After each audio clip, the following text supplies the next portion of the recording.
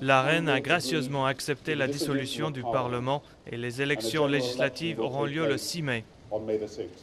Nous sommes début avril. Le Premier ministre britannique, le visage détendu, annonce la date officielle des élections législatives. Il ne se doute pas alors de la tournure que va prendre quelques semaines plus tard sa campagne, alors qu'il rencontre une de ses électrices.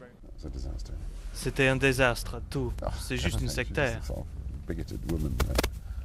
Un oubli de micro et une gaffe monumentale pour Gordon Brown qui porte un sacré coup à son image et à sa campagne.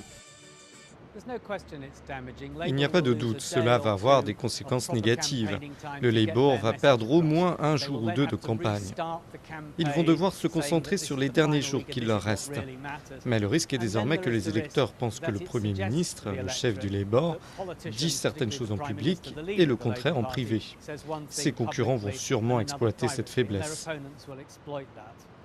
Derrière les conservateurs et même parfois derrière les libéraux démocrates, selon certains sondages, le Labour est en bien mauvaise posture.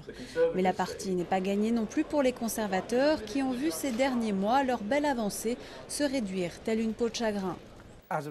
Notre scénario est les conservateurs devraient l'emporter en nombre de sièges, mais n'obtiendront pas la majorité absolue. Un scénario de Hung Parliament, littéralement un parlement suspendu, qui obligerait Gordon Brown ou David Cameron à former des alliances, potentiellement avec les libéraux démocrates. Le Lib Dem est le parti qui s'en sort le mieux, devenu en quelques semaines l'arbitre surprise du scrutin, son leader Nick Clegg ayant su tirer parti de ses apparitions télévisées.